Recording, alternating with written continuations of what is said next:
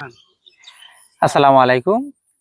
জহিরুল ভাইয়ের পেঁপে বাগানে এই বছর আমরা আজকে আসলাম।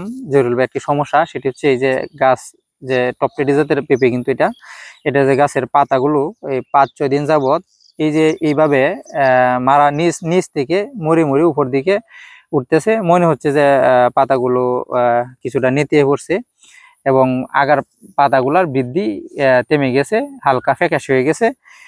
এই যে সমস্যাটা, এইটা আমরা জহিরুল ভাইয়ের কাছে বিস্তৃত তথ্য নিয়ে এবং আমরা কিছু পর্যবেক্ষণ করে যেটা বুঝতে পারলাম, সেটা হচ্ছে যে এই জমিটাতে যে যে সার দেওয়া হয়েছে, এই সার দেওয়াতে একটু মনে হয়েছে যে আমাদের একটু ভুল হয়েছে, যেই কারণে এই সমস্যাটা হতে পারে।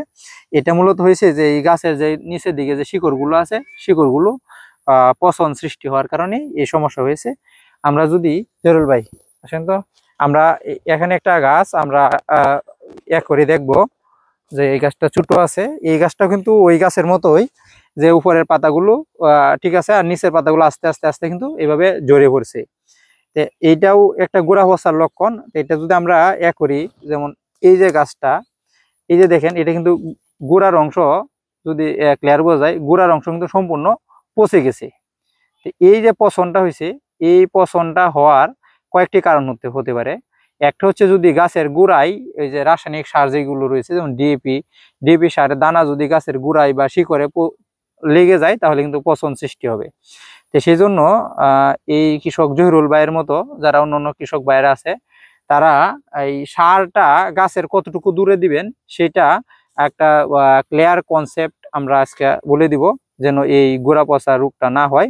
আর এর আগেই আমরা বলে দিই, যদি এরকম কোনো লক্ষণ হয়, তাহলে আপনি এক সাইডে দিয়ে গাছের একটু কোনো একটি কাঠি দিয়ে খুঁড়ে দেখবেন যে আসলে গোড়াটা পচন আছে কিনা। যদি গোড়া পচন থাকে, তাহলে কার্বেন্ডাজিম গ্রুপের যে ছত্রাকনাশকগুলো রয়েছে, যেমন গোল্ডাজিম, তারপরে কাজিম, তারপরে আছে নইন, এই জাতীয় যে বা এগ্রিজেব, এই জাতীয় যে কার্বেন্ডাজিম গ্রুপের যে ছত্রাকনাশকগুলো রয়েছে, এইগুলো যদি প্রতি লিটার পানিতে 1 গ্রাম হারে মিশিয়ে এই গুঁড়ায় স্প্রে করে দেন বা গুঁড়া বীজে স্প্রে করে দেন, তাহলে কিন্তু এই সমস্যাটা হবে না।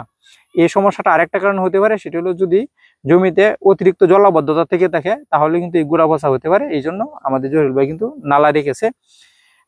এই পচন হলে এই ছত্রাকনাশক দিয়ে হয়েছে, এভাবে দমন করতে পারেন। আর একটা হলো যদি আপনার ব্যবস্থাপনার কারণে পচন লাগে, তাহলে কি করবেন, সেটি হলো আমরা এই সার ভুল পদ্ধতিতে দেওয়ার কারণে এই পচনটা হইতে পারে। এই এই সার ভুল পদ্ধতিতে বলতে আমরা সারের সঠিক পদ্ধতিটা হচ্ছে, আমরা জহিরুল বাইরে সহ বলে যাই। এটা হলো আমরা বলি গাছের যে কেনোপি, এই যে একটা গাছ আছে, এই গাছের যে পাতাগুলো যতটুকু আছে, এই যে গাছটা আছে, গাছের পাতা এই যতটুকু, এটাকে আমরা বলি কেনোপি।